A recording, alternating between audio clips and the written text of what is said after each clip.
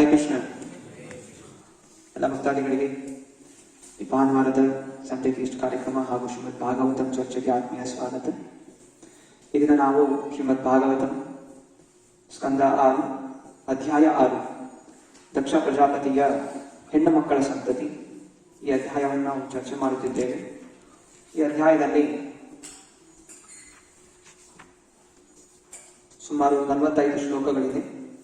ಆದರೆ ಇದರಲ್ಲಿ ಕೇವಲ ಒಂದು ಶ್ಲೋಕಕ್ಕೆ ಮಾತ್ರ ರೂಪಾದರು ತಾತ್ಪರ್ಯವನ್ನು ನೀಡಿದ್ದಾರೆ. ಮೊದಲನೆಯ ಶ್ಲೋಕಕ್ಕೆ ಶ್ರೀಮದ್ ಭಾಗವತದಲ್ಲಿ ಅನೇಕ ವಿಷಯಗಳ ಚರ್ಚೆ ಆಗುತ್ತೆ. ಅದರಲ್ಲಿ ಒಂದು ವಿಷಯ ಸಂತತಿ. ಯಾಕೆ ನಾವು ಇತಿಹಾಸದಲ್ಲಿ ಬರುತ್ತಿರುವಂತಹ ಜನರ ಸಂತತಿನ ಅಧ್ಯಯನ ಮಾಡುತ್ತಿದ್ದೇವೆ? ಯಾಕೆಂದರೆ ಅಲ್ಲಿ ಭಗವಂತನು ಅವತರಿಸುತ್ತಾನೆ ಅನೇಕ ಸಂತತಿಯಲ್ಲಿ. ಆದ್ದರಿಂದ ನಾವು ಈ ಭೌತಿಕ ಜೀವನದಲ್ಲಿ ನಾನಾ ರೀತಿಯ ಜನರು ತಮ್ಮ ಸಂತತಿ ಬಗ್ಗೆ ಹೇಳ್ಕೊತಾರೆ. ನಾವು ಈ ವಂಶದವರು, ಈ ಜಾತಿಯವರು, ನಮ್ಮ ತಾತ ಹಾಗಿದ್ದ, ನಮ್ಮ ಅಜ್ಜ ಹಾಗಿದ್ದ, ನಾವು ಈ ಪರಂಪರೆಯಿಂದ ಬಂದಿರುವಂತಹದ್ದು ಅಂತ ತಮ್ಮ ವಂಶದ ಬಗ್ಗೆ ತುಂಬಾ ಆಕರ್ಷಿತರಾಗಿರುತ್ತಾರೆ. ಆದರೆ ಅಂತಹ ಆಕರ್ಷಣೆಯಿಂದ ಯಾವುದೇ ರೀತಿಯ ಪ್ರಯೋಜನ ಒಬ್ಬ ವ್ಯಕ್ತಿಗೆ ಆಗುವುದಿಲ್ಲ. ಆದರೆ ಈ ಪುರಾಣಗಳಲ್ಲಿ ಕೊಟ್ಟಿರುವಂತಹ ಒಂದು ವಂಶಾವಳಿಯನ್ನು ಅಧ್ಯಯನ ಮಾಡೋದ್ರಿಂದ, ಅಲ್ಲಿರುವಂತಹ ಹೆಸರುಗಳನ್ನು ಗಮನ ಇಟ್ಟು ಕೇಳೋದ್ರಿಂದ ನಮ್ಮ ಅನೇಕ ಪಾಪಗಳು ನಾಶ ಆಗುತ್ತೆ. ಯಾಕೆಂದರೆ ಅಲ್ಲಿ ಎಲ್ಲರ ಭಗವಂತ ಹಾಗೂ ಭಗವಂತನ ಭಕ್ತರ ನಾಮ. ಇದನ್ನು ಕೇಳೋದ್ರಿಂದ, ಅವರ ಬಗ್ಗೆ ಶ್ರವಣ ಮಾಡೋದ್ರಿಂದ ನಮ್ಮ ಮನಸ್ಸು ಶುದ್ಧವಾಗುತ್ತೆ ಹಾಗೂ ಆಧ್ಯಾತ್ಮಿಕ ಜೀವನದಲ್ಲಿ ಮುಂದುವರಿಲಿಕ್ಕೆ ಸಾಧ್ಯ ಆಗುತ್ತೆ. ಆದ್ರಿಂದ ಈ ಅಧ್ಯಾಯದಲ್ಲಿ ಕೊಟ್ಟಿರುವಂತಹ ಎಲ್ಲ ಸಂತತಿಗಳ ಬಗ್ಗೆ ಒಮ್ಮೆ ಹೇಳ್ತೀನಿ, ಅನಂತರ ಸಂಕ್ಷಿಪ್ತವಾಗಿ ಕೆಲವು ಚರ್ಚೆಗಳನ್ನು ಮಾಡಲಿಕ್ಕೆ ಹೋಗೋಣ. ಹಿಂದಿನ ಅಧ್ಯಾಯದಲ್ಲಿ ದಕ್ಷ ಪ್ರಜಾಪತಿ 11,000 ಗಂಡು ಮಕ್ಕಳನ್ನು ಹಡೆದ ತನ್ನ ಹೆಂಡತಿ ಅಸಿಗ್ನಿಯಿಂದ. ಆದರೆ ನಾರದ ಮುನಿಗಳು ಆ 11,000 ಮಕ್ಕಳಿಗೆ ಭಗವಂತನ ಬಗ್ಗೆ ಬೋಧನೆ ಮಾಡಿ ಅವರನ್ನೆಲ್ಲ ಭಗವಂತನ ಧಾಮಕ್ಕೆ ಕಳಿಸಿಬಿಟ್ಟು, ಮತ್ತೆ ದಕ್ಷ ಪ್ರಜಾಪತಿ ಈಗ ಮತ್ತೆ ಪುನಃ ಗಂಡು ಮಕ್ಕಳನ್ನು ಹಡೆದರೆ ತಿರ್ಗಾ ನಾರದ ಮುನಿಗಳಿಗೆ ಬೋಧನೆ ಮಾಡ್ತಾರೆ. ಆದ್ದರಿಂದ ನಾನು ಹೆಣ್ಣು ಮಕ್ಕಳನ್ನು ಹುಟ್ಟಿಸುತ್ತೇನೆ ಎಂದು ತಿಳಿದು ಒಂದು 60 ಹೆಣ್ಣು ಮಕ್ಕಳನ್ನು ಹುಟ್ಟಿಸಿದರು. ಸೊ ಈ ಅಧ್ಯಾಯದಲ್ಲಿ ಆ ಹೆಣ್ಣು ಮಕ್ಕಳು ಯಾರ ಪತ್ನಿಯಾದರು ಮತ್ತೆ ಅವರಿಂದ ಯಾವ ಯಾವ ವಂಶಾವಳಿ ಹುಟ್ಟಿದರು ಇದರ ಬಗ್ಗೆ ವಿವರಣೆ ಇದೆ.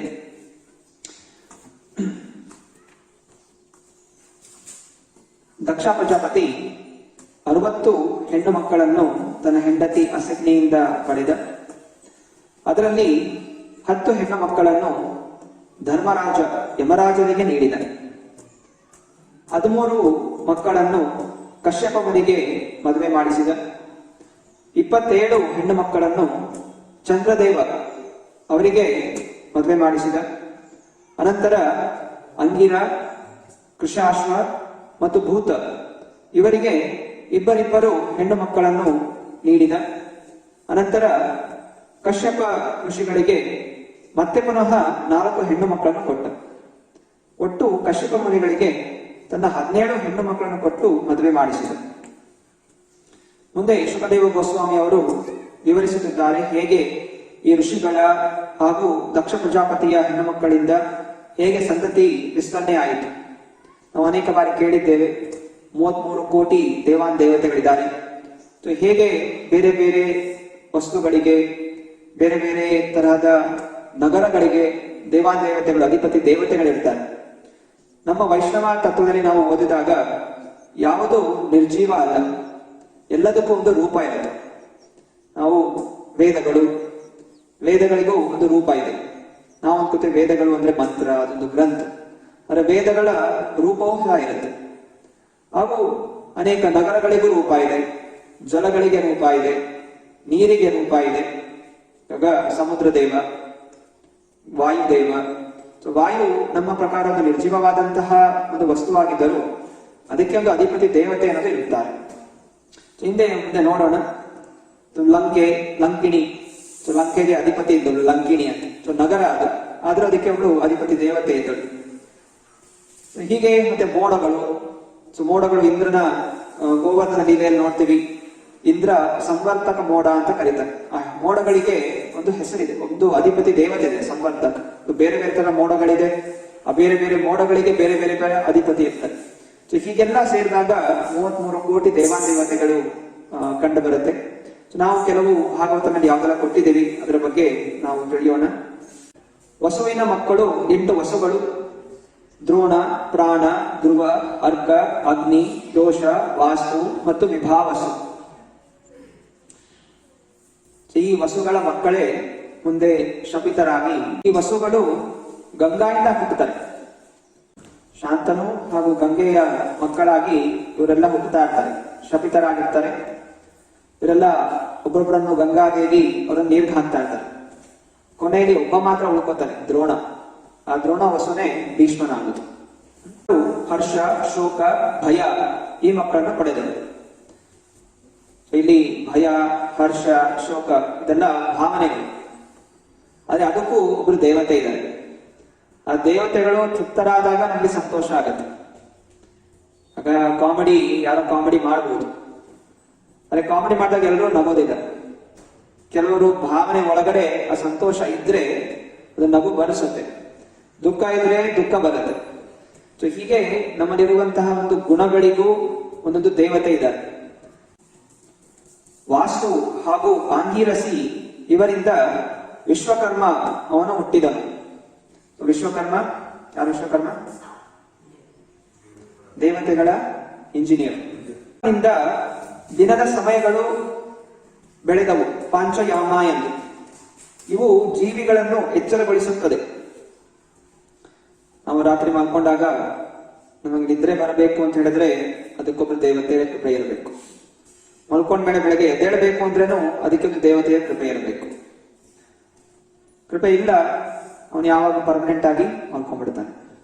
ಸೊ ಹೇಗೆ ಒಂದು ರಾಜ್ಯವನ್ನು ನೋಡ್ಕೊಳ್ಳಿಕ್ಕೆ ಪ್ರೆಸಿಡೆಂಟ್ ಇದ್ದಾರೆ, ಅದರ ಕೆಳಗಡೆ ಬೇರೆ ಬೇರೆ ಮಂತ್ರಿಗಳಿದ್ದಾರೆ, ಮಿನಿಸ್ಟರ್, ಪ್ರೈಮ್ ಮಿನಿಸ್ಟರ್ ಇದ್ದಾರೆ, ಗವರ್ನರ್ ಇದ್ದಾರೆ, MLAಗಳಿದ್ದಾರೆ, MLCಗಳಿದ್ದಾರೆ, ಮತ್ತೆ ಕಾರ್ಪೊರೇಟ್ ಇದ್ದಾರೆ, ಚೀಫ್ ಮಿನಿಸ್ಟರ್ ಇದ್ದಾರೆ, ಎಷ್ಟೊಂದು ಜನ ಇದ್ದಾರೆ. ಒಂದು ಸಣ್ಣ ದೇಶಕ್ಕೇನೆ ಇಷ್ಟೊಂದು ಜನರಿರಬೇಕಾದ್ರೆ ಸಮಸ್ತ ಬ್ರಹ್ಮಾಂಡವನ್ನ ಆಳ್ವಿಕೆ ಮಾಡಲಿಕ್ಕೆ ಕೃಷ್ಣ ಪರಮಾತ್ಮ 33 ಕೋಟಿ ದೇವತೆಗಳನ್ನು ನೇಮಿಸಿದ್ದಾನೆ.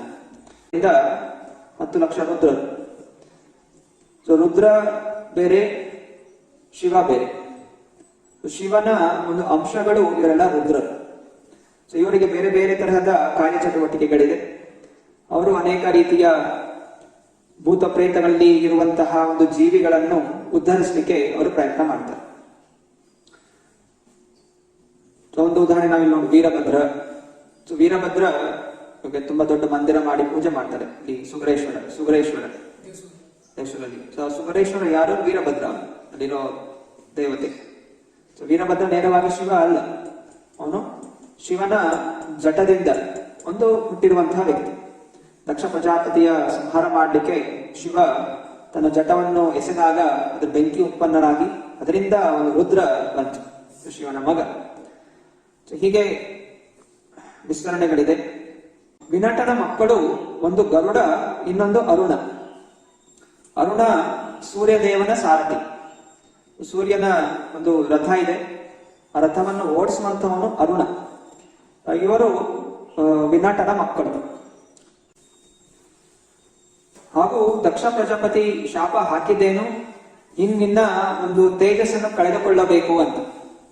ಆದ್ರಿಂದ ಚಂದ್ರ ಒಂದು ಸಮಯದಲ್ಲಿ ತನ್ನ ಎಲ್ಲಾ ತೇಜಸ್ಸನ್ನು ಕಳ್ಕೊಂಡಿದ್ದಾನೆ. ಆದ್ರೆ ಮತ್ತೆ ಪುನಃ ಕ್ಷಮಾಪಣೆ ಕೇಳಿದಾಗ ಅವರು ಇನ್ನು ಯಾವಾಗ ತೇಜಸ್ಸು ಕಳೆದುಕೊಳ್ಳೋದಿಲ್ಲ, ಕೆಲವು ದಿವಸ ತೇಜಸ್ಸು ಇರುತ್ತೆ, ಕೆಲವು ದಿವಸ ತೇಜಸ್ಸು ಇರೋದಿಲ್ಲ ಎಂದು ಆಶೀರ್ವಾದ ಮಾಡಿದರು. ಸೊ ಇದರಿಂದ ನಾವು ಚಂದ್ರನಿಗೆ 15 ದಿವಸ ಅವನು ಬೆಳಗ್ತಾನೆ, ಇನ್ನು 15 ದಿವಸ ಅದು ಬೆಳಕು ಇರೋದಿಲ್ಲ. ಇದನ್ನು ಪೂರ್ಣಿಮಾ ಮತ್ತು ಪೂರ್ಣಿಮಾ ಮತ್ತು ಅಮಾವಾಸ್ಯೆ. ಸೊ ನಾವು ಅನ್ಕೋತೀವಿ ನಾವು ಸೈನ್ಸ್ ಮುಖಾಂತರ ಹೀಗೆ ಭೂಮಿ ಸುತ್ತುತ್ತಾ ಇದೆ, ಅದ್ರ ನೆರಳು ಚಂದ್ರನ ಮೇಲೆ ಬೀಳ್ತಾ ಇದೆ. ಸೊ ಇದರಿಂದ ಕೆಲವೊಮ್ಮೆ ಅದು ಹುಣ್ಣಿಮೆ ಆಗುತ್ತೆ, ಕೆಲವೊಮ್ಮೆ ಅಮಾವಾಸ್ಯೆ ಆಗುತ್ತೆ ಅಂತ ಹೇಳ್ತೀವಿ. ಅದನ್ನು ಶಾಸ್ತ್ರ ಹೇಳ್ತಾ ಇದೆ ಅದು ದಕ್ಷ ಪ್ರಜಾಪತಿ ಹಾಕಿರುವ ಶಾಪದಿಂದ. ಅದರಿಂದ ಅವನು ಯಾವಾಗಲೂ ತೇಜಸ್ಸಾಗಿ ಕಾಣೋದಿಲ್ಲ. ಕೆಲವು ದಿವಸ ಅವನು ರಾತ್ರಿ ಅದರಲ್ಲಿ ಕತ್ತಲೆ ಇರುತ್ತೆ, ಕೆಲವು ದಿವಸ ಅವನಿಗೆ ತೇಜಸ್ಸನ್ನು ತುಂಬಿಕೊಳ್ಳುತ್ತೆ. ಅನಂತರ ಕಶ್ಯಪ ಮುನಿಗಳ ಇನ್ನು ಪತ್ನಿಯರ ಹೆಸರು ಅದಿತಿ, ದೀತಿ, ಧನು, ಕಾಷ್ಟ, ಅರಿಷ್ಟ, ಸುರಸ, ಇಲ, ಮುನಿ, ಕ್ರೋಧವಶ, ತಾಮ್ರ, ಸುರಭಿ, ಸರಮ ಮತ್ತು ತಿಮಿ. ಕಶ್ಯಪ ಮುನಿ ಹಾಗೂ ತಿಮಿಯಿಂದ ಅನೇಕ ಜಲಚರಗಳು ಜನಿಸಿದರು. ಮೀನು, ತಿಮಿಂಗಿಲ ಅಂತ ಹೇಳ್ತೀವಲ್ಲ, ದೊಡ್ಡ ದೊಡ್ಡ ಮೀನು, ಸಣ್ಣ ಸಣ್ಣ ಮೀನು. ಇದೆಲ್ಲ ಕಶ್ಯಪ ಮುನಿ ಹಾಗೂ ತಿಮಿ ಇವರಿಂದ ಜನಿಸಿರುವಂತಹದ್ದು. ಹಾಗೂ ಸರಮ ಅನ್ನುವ ಹೆಂಡತಿಯಿಂದ ಕಶ್ಯಪ ಮುನಿ ಹುಲಿ, ಸಿಂಹ ಇಂಥ ಭಯಂಕರವಾದ ಪ್ರಾಣಿಗಳಿಗೆ ಜನನವನ್ನು ನೀಡಿದರು. ಅನಂತರ ಕಶ್ಯಪನ ಹೆಂಡತಿ ಸುರಭಿಯಿಂದ ಆಕಳು, ಎಮ್ಮೆ ಮತ್ತು ಇನ್ನಿತರ ಗೋವುಗಳು, ಪ್ರಾಣಿಗಳು ಜನಿಸಿದರು. ಮತ್ತು ತಾಮ್ರ ಅನ್ನುವ ಹೆಂಡತಿಯಿಂದ ಕಶ್ಯಪ ಮುನಿ ಹದ್ದು ಮತ್ತೆ ಬೇರೆ ಬೇರೆ ತರದ ದೊಡ್ಡ ದೊಡ್ಡ ಪಕ್ಷಿಗಳಿಗೆ ಜನನವನ್ನು ನೀಡಿದರು. ಮತ್ತು ಮುನಿಯಿಂದ ದೇವತೆಗಳಿಗೆ, ಬೇರೆ ಬೇರೆ ತರದ ದೇವತೆಗಳಿಗೆ, ರೆಕ್ಕೆ ಇರುವ ದೇವತೆಗಳಿಗೆ ಜನನವನ್ನು ನೀಡಿದರು. ಮತ್ತೆ ಕ್ರೋಧವಶ ಇವಳಿಂದ ಇನ್ನೂ ಅನೇಕ ತರಹದ ಸರ್ಪಗಳು, ದಂಡಶೂಕ ಮತ್ತು ಸೊಳ್ಳೆಗಳು ಇವರು ಜನನವನ್ನು ಪಡೆದರು. ಅನಂತರ ಇಲಾನ ಹೆಂಡತಿಯಿಂದ ಅನೇಕ ರೀತಿಯ ಬಳ್ಳಿಗಳು ಮತ್ತು ಮರಗಳು ಹುಟ್ಟಿದವು. ಸುರಸ ಅನ್ನುವ ಹೆಂಡತಿಯಿಂದ ರಾಕ್ಷಸರು ಮತ್ತು ಕೆಟ್ಟ ಕೆಟ್ಟ ಜೀವಾತ್ಮರು ಹುಟ್ಟಿದರು. ಹನುಮಂತ ಭಾರತದಿಂದ ಲಂಕೆಗೆ ಹಾರಬೇಕಾದ್ರೆ ಸುರಸ ಇನ್ನು ಭೇಟಿ ಆಗ್ತಾಳೆ. ಯಾರ ರಾಮಾಯಣ ಸುರಸ ಒಂದು ಹಾವಿನ ರೂಪದಲ್ಲಿ ಬರ್ತಾಳೆ. ಮತ್ತೆ ಆಂಜನೇಯ ಅವಳ ಬಾಯಿ ಒಳಗಡೆ ಹೋಗಿ ವಾಪಸ್ ಬರ್ತಾನೆ. ಸುರಸ ಇವಳು ಕಶ್ಯಪ ಮುನಿಯ ಹೆಂಡತಿ. ಅಲ್ಲಿ ಹನುಮಂತ ಅವಳನ್ನು ಸಂಹಾರ ಮಾಡೋದಿಲ್ಲ. ಅವನು ಹೋಗ್ಬೇಕಾದ್ರೆ ಒಂದು ಸುರಸ ಸಿಗ್ತಾಳೆ, ಅನಂತರ ಇನ್ನೊಬ್ಬ ಹಸುರಳು ಸಿಗ್ತಾಳೆ. ಅದನ್ನು ಸಂಹಾರ ಮಾಡ್ತಾನೆ. ಅದೇ ಸುರಸನ ಅವನು ಹನುಮಂತ ಸಂಹಾರ ಮಾಡಲ್ಲ.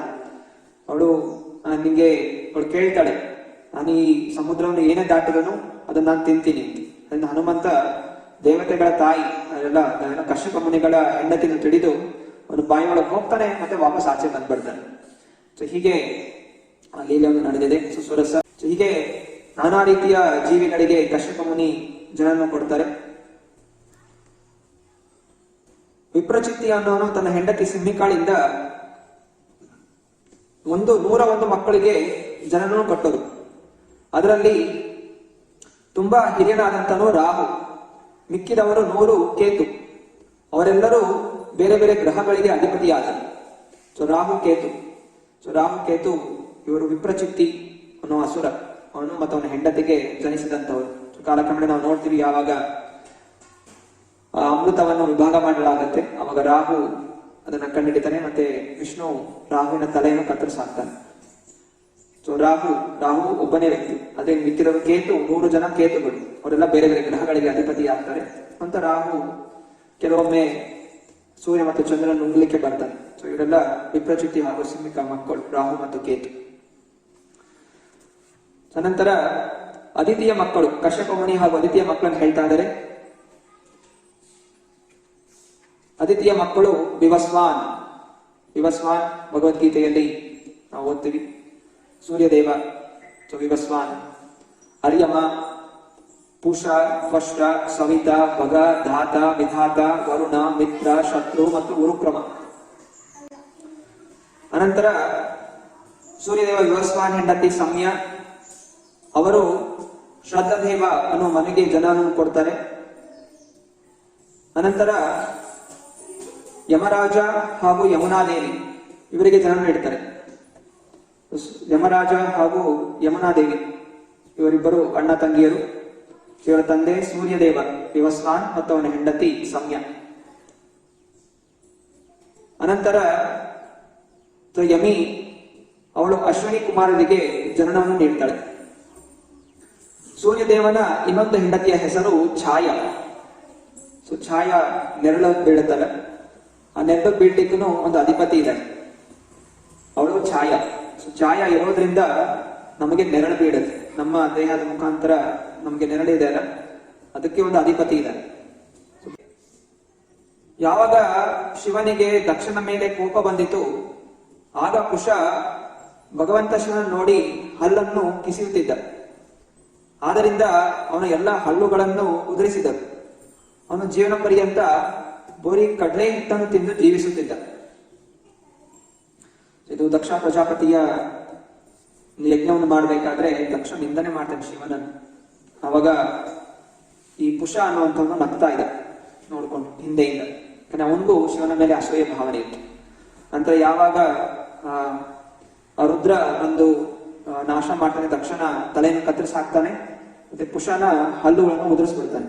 ಸೊ ನಂತರ ಜೀವನ ಪರ್ಯಂತ ಕೇವಲ ಕಡ್ಲೆ ಹಿಟ್ಟು ತಿನ್ಕೊಂಡು ಜೀವಿಸ್ತಾ ಇದೆ. ಹೀಗೆ ಎಚ್ಚರಿಕೆ ಕೊಡ್ತಾ ಇರುವಂತಹದ್ದು, ಯಾವತ್ತು ನಾವು ವೈಷ್ಣವರ ನಿಂದನೆ ಮಾಡಬಾರ್ದು, ಹಾಗೂ ನಿಂದನೆ ಮಾಡ್ತಾ ಇರುವಂತದಲ್ಲಿ ನಾವು ಭಾಗಿಯಾಗಬಾರ್ದು. ಸೊ ಇಲ್ಲಿ ಪುಷ ಮಾಡೋದ್ರಿಂದ ಈ ರೀತಿಯ ವಿಚಾರ ಆಯಿತು. ಅಂತ ದೈತ್ಯರ ಮಕ್ಕಳು ರಚನ, ಅವಳು ಪ್ರಜಾಪತಿ ತ್ವಷ್ಟನ ಹೆಂಡತಿಯಾದಳು. ಮತ್ತೆ ಅವರಿಂದ ಇಬ್ಬರು ಶಕ್ತಿಶಾಲಿಯಾದಂತ ಗಂಡು ಮಕ್ಕಳು ಸನ್ನಿವೇಶ ಮತ್ತು ವಿಶ್ವರೂಪ ಇವರಿಬ್ಬರು ಜನಿಸಿದರು. ಅನಂತರ ವಿಶ್ವರೂಪ ಅನ್ನುವಂಥನು ಜನಿಸಿದನು. ಆದರೂ ಕಾಲಕ್ರಮೇಣ ವಿಶ್ವರೂಪ ಅಸುರಕುಲದಲ್ಲಿ ಜನಿಸಿದರು. ಅವರು ಬ್ರಹ್ಮನ ಆದೇಶದಿಂದ ದೇವತೆಗಳ ಗುರುಗಳಾಗಿ ಆದರು. ಇಲ್ಲಿಗೆ 6ನೇ ಸ್ಕಂದದ 6ನೇ ಅಧ್ಯಾಯ ಪೂರ್ಣಗೊಳ್ಳುತ್ತೆ. ಸಂಪೂರ್ಣ ಅಧ್ಯಾಯದಲ್ಲಿ ಹೇಗೆ ಸೃಷ್ಟಿಯ ವಿಸ್ತರಣೆ ಆಯಿತು ಇದನ್ನು ನಾವು ತಿಳಿದಿದ್ದೇವೆ. ದಕ್ಷ ಪ್ರಜಾಪತಿ 40 ಹೆಣ್ಣು ಮಕ್ಕಳಿಂದ ಬೇರೆ ಬೇರೆ ಋಷಿಗಳಿಗೆ ಅವರಿಗೆ ನೀಡಿ, ಅವರ ಮುಖಾಂತರ ಬೇರೆ ಬೇರೆ ತರದ ಮಕ್ಕಳಾಗಿ ಕೆಲವರು ದೈತ್ಯರಾದರು. ಮತ್ತೆ ಬೇರೆ ಬೇರೆ ತರದ ಜೀವಿಗಳು, ಸರ್ಪಗಳು, ಪಕ್ಷಿಗಳು, ಮೀನುಗಳು, ಮರಗಳು, ಗಿಡಗಳು, ಮನುಷ್ಯರು ಇದೆಲ್ಲ ಉದ್ಭವ ಆಯಿತು. ಬಹುಶಃ ಪ್ರಶ್ನೆ ಬರಬಹುದು ಕೆಲವೊಮ್ಮೆ ಮನಸ್ಸಲ್ಲಿ, ಅವರು ಹೇಗೆ ಮನುಷ್ಯರು ಪ್ರಾಣಿಗಳಿಗೆ ಹೇಗೆ ಜನನ ಕೊಡ್ಲಿಕ್ಕೆ ಸಾಧ್ಯ? ಇವಾಗೆಲ್ಲ ಇನ್ನು ಹೈಬ್ರಿಡ್ ಅಂತ ಈ ಎಲ್ಲ ಬಯೋಟೆಕ್ನಾಲಜಿ ಯೂಸ್ ಮಾಡಿಕೊಂಡು ಗಿಡಗಳಿಂದ ಬೇರೆ ಬೇರೆ ತರದ ಹಣ್ಣುಗಳು ಪಡ್ಲಿಕ್ಕೆ ಪ್ರಯತ್ನ ಮಾಡ್ತಾ ಇದ್ದಾರೆ. ಅಥವಾ ಬೇರೆ ಬೇರೆ ಮಂಗ ಮತ್ತು ಮನುಷ್ಯ ಇವರ ಮಧ್ಯೆ ಒಂದು ಹೋಲಿಕೆ ಇದೆ. ಇವರಿಂದ ಏನೋ ಒಂದು ರೀತಿಯ ಒಂದು ಜೀವನ ಸೃಷ್ಟಿ ಮಾಡ್ಲಿಕ್ಕೆ ಎಲ್ಲ ವಿಜ್ಞಾನಿಗಳು ಪ್ರಯತ್ನ ಮಾಡ್ತಾ ಇದ್ದಾರೆ. ಆದ್ರೆ ಇದೆಲ್ಲ ಸಂಭವ ಇತ್ತು ಮುಂಚಿನ ಸಮಯದಲ್ಲಿ. ಭಗವಂತನ ಶಕ್ತಿಯಿಂದ, ಭಗವಂತನ ಕೃಪೆಯಿಂದ ಎಲ್ಲಾ ಜೀವಿಗಳ ವಿಸ್ತರಣೆ ಈ ಪ್ರಜಾಪತಿಗಳು ಮಾಡಿದ್ರು. ಅದಕ್ಕೆ ಪ್ರಜಾಪತಿ ಅವರವರ ಗುಣಗಳ ಅನುಸಾರ ಬೇರೆ ಬೇರೆ ಗುಣಗಳಿಂದ, ಸತ್ವ, ರಜೋ ಹಾಗೂ ತಮ ಗುಣಗಳ ಪ್ರಕಾರ ಅವರವರು ಹಿಂದೆ ಮಾಡಿದಂತಹ ಕರ್ಮಗಳಿಂದ ಪ್ರಜಾಪತಿಗಳ ಮೂಲಕ ಬೇರೆ ಬೇರೆ ಜೀವಾತ್ಮಗಳಿಗೆ ಬೇರೆ ಬೇರೆ ರೂಪವನ್ನು ಭಗವಂತ ಪ್ರದಾನ ಮಾಡ್ತಾರೆ. ಸೊ ಇದೆಲ್ಲ ಸೈನ್ಸ್ ಹೇಳೋ ಪ್ರಕಾರ ಡಾರ್ವಿನ್ ಏನ್ ಹೇಳ್ದ, ಏನೋ ಒಂದು ಬ್ಲಾಸ್ಟ್ ಆಯ್ತು, ಬ್ಲಾಸ್ಟ್ ಆದ್ಮೇಲೆ ಒಂದು ಸಣ್ಣ ಜೀವ ಹೇಗೋ ಹುಟ್ಟಿತು, ಅನಂತರ ಅದು ಬೆಳೀತಾ ಇದ್ದ ಹಾಗೆ ಅದು ವಿಸ್ತರಣೆ ಆಗ್ತಾ ಹೋಯ್ತು. ಒಂದು ಸಣ್ಣ ಹುಳ ಆಯ್ತು, ಹುಳ ಆದ್ಮೇಲೆ ಸ್ವಲ್ಪ ದಿವಸ ಆದ್ಮೇಲೆ ಮೀನ್ ಆಯ್ತು, ಅನಂತರ ಮೀನ್ ಆಚೆ ಬರಲಿಕ್ಕೆ ಪ್ರಯತ್ನ ಮಾಡ್ತಾ ಅದು ಆಮೆ ಆಯ್ತು, ನಂತರ ಆಮೆಯಿಂದ ಇನ್ಯಾವುದೋ ಒಂದು ಜೀವ ಬಂತು, ಆಮೇಲೆ ಯಾವ್ದೋ ಕರಡಿ ಬಂತು, ಆಮೇಲೆ ಮರ ಹಾಕ್ಲಿಕ್ಕೆ ಪ್ರಯತ್ನ ಮಾಡಿ ಅದು ಮಂಗ ಆಯ್ತು, ಅದರ ಮಂಗನಿಗೆ ಬುದ್ಧಿ ಬೆಳೀತಾ ಬೆಳೀತಾ ಮನುಷ್ಯ ಬಂತು. ಹೀಗೆ ಒಂದು ಊಹಾತ್ಮಿಕವಾಗಿ ಅವನು ಒಂದು ಚಿಂತನೆಯನ್ನು ಕೊಟ್ಟ, ಮಂಕಿ ಟು ಮ್ಯಾನ್ ಥಿಯರಿ. ಅದೇ ಇಲ್ಲಿ ನಾವು ಶಾಸ್ತ್ರಗಳು ಓದಿದಾಗ ಇದೆಲ್ಲ ನೋಡ್ತೀವಿ, ಎಲ್ಲಾ ಜೀವಿಗಳು ಒಂದೇ ಸಮಯದಲ್ಲಿ ಕೋಟ್ಯಾಂತರ ವರ್ಷಗಳಿಂದ ಜೊತೆಯಾಗಿ ಇದೆ. ಯಾವುದೋ ಒಂದು ಜೀವದಿಂದ ಬದಲಾಗಿ ಇನ್ನೊಂದು ಜೀವ ಆಗಿಲ್ಲ. ಬದಲಾಗಿ ದಕ್ಷ ಪ್ರಜಾಪತಿಯ ಮಕ್ಕಳಿಂದ, ಈ ಪ್ರಜಾಪತಿಗಳ ಮೂಲಕ ಎಲ್ಲ 84 ಲಕ್ಷ ಜೀವರಾಶಿಗಳು ಅವರೆಲ್ಲ ಜನಿಸಿದ್ರು. ಸೊ ಎಲ್ಲಾ ಜೀವರಾಶಿಗಳು ಮೂಲ ರೂಪವಾಗಿ ಎಲ್ಲ ವೈಕುಂಠ ಲೋಕದಲ್ಲಿದೆ. ಸೊ ವೈಕುಂಠ ಲೋಕದಲ್ಲಿ ಭಗವಂತ ನಾನಾ ಜೀವಿಗಳನ್ನು ಸೃಷ್ಟಿ ಮಾಡ್ತಾನೆ. ಅದರ ಪ್ರತಿಬಿಂಬವೇ ಭೌತಿಕ ಜಗತ್ತು. ಸೊ ಭೌತಿಕ ಜಗತ್ತಿನಲ್ಲಿ ಅದರ ಪ್ರತಿಬಿಂಬವಾಗಿ ನಮ್ಗೆ ಬೇರೆ ಬೇರೆ ಶರೀರಗಳು ಕಾಣುತ್ತೆ. ಅಲ್ಲಿ ಎಲ್ಲಾ ಜೀವಿಗಳನ್ನ ನೋಡ್ತಾರೆ, ಹೇಗೆ ಸೊಳ್ಳೆಗಳು ಉತ್ಪನ್ನ ಆಯಿತು. ವೈಕುಂಠ ಲೋಕದಲ್ಲಿ ಸೊಳ್ಳೆ ಇದೆ, ಆದರೆ ಆ ಸೊಳ್ಳೆಗಳು ಈ ಭೌತಿಕ ಜಗದ ಸೊಳ್ಳೆಗಳ ಹಾಗೆ ನಮ್ಮ ರಕ್ತ ಹೀರೋದಿಲ್ಲ. ಅದು ಸುಂದರವಾಗಿ ಹಾಡಾಡುತ್ತೆ ಭಗವಂತನ ತೃಪ್ತಿಗೋಸ್ಕರ.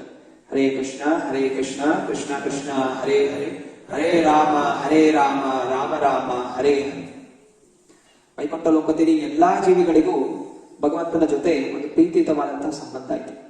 ಆದರೆ ಯಾವಾಗ ಆ ಜೀವಿಗಳು ಭಗವಂತನ ದೂರ ಆಗುತ್ತೆ, ಅವ್ರು ಈ ಭೌತಿಕ ಜಗತ್ತಿಗೆ ಬಂದಾಗ ಇದೆಲ್ಲ ಕಾಮಭರಿತವಾದಂತಹ ಪ್ರತಿಬಿಂಬ. ಭಗವದ್ಗೀತೆಯ 15ನೇ ಅಧ್ಯಾಯದಲ್ಲಿ ನಾವು ಓದ್ತೀವಿ, ಊರ್ಧ್ವ ಮೂಲಂ ಅಧಾ ಶಾಖಂ. ಸೊ ಮರ ಮೇಲಿರುತ್ತೆ, ಮರದ ಬುಡಗಳು ಮೇಲಿರುತ್ತೆ, ಬೇರೆ ಬೇರೆ ಶಾಖೆಗಳು ಕೆಳಗಿರುತ್ತೆ. ಅಂದ್ರೆ ಮರ ಇದ್ರೇನೆ ಅದು ಪ್ರತಿಬಿಂಬ ಕಾಣ್ಲಿಕ್ಕೆ ಸಾಧ್ಯ, ಮರ ಇಲ್ಲದೆ ಇದು ಪ್ರತಿಬಿಂಬ ಹೇಗೆ ಕಾಣಕ್ಕೆ ಸಾಧ್ಯ? ಹಾಗೆಯೇ ಹೇಗೆ ಒಂದು ಹಳ್ಳದಲ್ಲಿ ನೀರು ತುಂಬಿಕೊಳ್ಳುತ್ತೆ, ಮಳೆ ಬಂದಾಗ ಹಳ್ಳ ಪೂರ್ತಿ ನೀರಾಗತ್ತೆ, ನೀರು ತುಂಬಿಕೊಳ್ಳುತ್ತೆ. ಆವಾಗ ಮೇಲಿರುವಂತಹ ಪ್ರತಿಬಿಂಬ ಹಳ್ಳದಲ್ಲಿ ಕಾಣುತ್ತೆ. ಹಾಗೆಯೇ ಈ ಜಗತ್ತು ತಾತ್ಕಾಲಿಕವಾದ ಜಗತ್ತು. ಯಾವಾಗ ವಿಷ್ಣು ತನ್ನ ದೃಷ್ಟಿಯನ್ನು ಈ ಜಗತ್ತಿನ ಶಕ್ತಿ ಮೇಲೆ ತೋರಿಸ್ತಾನೆ, ಆಗ ಈ ಸೃಷ್ಟಿ ಅನ್ನೋದು ಶುರುವಾಗುತ್ತೆ, ಭೌತಿಕ ಜಗತ್ತಿನ ಸೃಷ್ಟಿ. ಅಂದ್ರೆ ವೈಕುಂಠ ಲೋಕ ಶಾಶ್ವತವಾದಂಥದ್ದು. ಯಾವಾಗೆಲ್ಲ ಜೀವಿಗಳು ವಿರೋಧ ಮಾಡುತ್ತೆ, ಆ ಎಲ್ಲಾ ಜೀವಿಗಳನ್ನು ಈ ಭೌತಿಕ ಜಗತ್ತಿಗೆ ಕಳಿಸಲಾಗುತ್ತೆ. ಹೀಗೆ ಅವರವರ ಇಚ್ಛೆಯ ಅನುಸಾರ, ಅವರವರ ಗುಣಗಳ ಅನುಸಾರ ಅವರು ಹೀಗೆ 84 ಲಕ್ಷ ಜೀವರಾಶಿಗಳಿಗೆ ತಿರುಗ್ತಾ ಇರ್ತಾರೆ. ಎಲ್ಲಿ ತನಕ ಎಲ್ಲಾ ಜೀವಿಗಳು ತಮ್ಮನ್ನು ಸಮರ್ಪಣೆ ಮಾಡ್ಕೊಳ್ಳೋದಿಲ್ಲ, ಭಗವಂತ ನೀನು ತಪ್ಪಾಯ್ತು, ಇನ್ನೂ ವಿರೋಧ ಮಾಡದೆ ನಾನೇ ಕೃಷ್ಣ ಆಗ್ಬೇಕು ಅಂತ ಪ್ರಯತ್ನ ಪಟ್ಟೆ, ಆದ್ರೆ ಅದು ಸಾಧ್ಯ ಆಗೋದಿಲ್ಲ, ನೀನೇ ಒಡೆಯ, ನಾನು ಇನ್ನ ದಾಸ ಅನ್ನೋ ಭಾವನೆ ಮತ್ತೆ ಪುನಃ ಯಾವಾಗ ನಾವು ಬೆಳೆಸ್ಕೊತೀವಿ, ನಾವು ಈ ಸಂಸಾರ ಚಕ್ರದಿಂದ ನಾವು ಬಿಡುಗಡೆ ಆಗ್ತೀವಿ, ಅವಾಗ ಮರಳಿ ವೈಕುಂಠ ಧಾಮಕ್ಕೆ ಹೋಗ್ತೀವಿ. ಸೊ ಈ ಜಗತ್ತು ನಮ್ಗೆ ಸೃಷ್ಟಿ ಮಾಡಿರೋದೇ ನಾವು ಈ ಒಂದು ತಪ್ಪನ್ನು ತಿದ್ದುಕೋಬೇಕು. ಹೇಗೆ ಒಂದು ಸರ್ಕಾರದಲ್ಲಿ ಜೈಲ್ ಮಾಡಿರ್ತಾರೆ, ಜೈಲ್ ಉದ್ದೇಶ ಏನು? ಯಾವ ಪ್ರಜೆಗಳು ಸರ್ಕಾರದ ವಿರುದ್ಧವಾಗಿ ನಡೆದ್ರು ಅವರು ಜೈಲಲ್ಲಿ ದಂಡವನ್ನು ಅನುಭವಿಸಿ ಮತ್ತೆ ಅವರ ಮನಸ್ಸನ್ನು ಸರಿಪಡಿಸಿಕೊಂಡು ಒಳ್ಳೆಯ ಪ್ರಜೆಗಳಾಗಿ ಹೊರಬರಬೇಕು. ಸರ್ಕಾರದ ಇಚ್ಛೆ ಇಲ್ಲ ಜೈಲನ್ನು ಹಾಗೆ ನೋಡ್ಕೊಂಡಿರ್ಬೇಕು ಅಂತ. ಎಲ್ಲಾ ಪ್ರಜೆಗಳು ಚೆನ್ನಾಗಿದ್ರೆ ಜೈಲದ ಅವಶ್ಯಕತೆ ಇಲ್ಲ. ಹಾಗೆಯೇ ಈ ಸಂಸಾರಿಕ ಜಗತ್ತಿನ ಅವಶ್ಯಕತೆ ಇಲ್ಲ. ಯಾಕಂದ್ರೆ ಕೆಲವು ಜೀವಿಗಳು ವಿರೋಧ ಮಾಡುತ್ತೆ. ಯಾಕಂದ್ರೆ ನಮ್ಗೆ ಸ್ವತಂತ್ರ ಇದೆ, ಈ ಜೀವಾತ್ಮಕ್ಕೆ ಸ್ವತಂತ್ರ ಇದೆ. ಆ ಜೀವಾತ್ಮ ಸ್ವತಂತ್ರದಲ್ಲಿ ನಾನು ಭಗವಂತನಾಗಬೇಕು ಅಂತ ಇಚ್ಛೆ ಪಟ್ರೆ ಅದು ಈ ಭೌತಿಕ ಜಗತ್ತಿಗೆ ಬೀಳುತ್ತೆ. ಯಾವಾಗ ನಾವು ಸಮರ್ಪಣೆ ಮಾಡ್ಕೊತೀವಿ, ಭಗವಂತ ನಾನು ಒಡೆಯಲ್ಲ, ನಾನು ಯಾವಿನ ದಾಸ, ನನ್ನ ಸೇವೆ ಪ್ರೀತಿತ ಸೇವೆ ನಾನು ತೊಡಗ್ತೀನಿ ಅಂತ ಯಾವ ನಾವು ಸರಿಪಡಿಸ್ಕೊಳ್ತೀವಿ, ನಾವು ಭಗವಂತನ ಧಾಮಕ್ಕೆ ಹೋಗ್ತೀವಿ.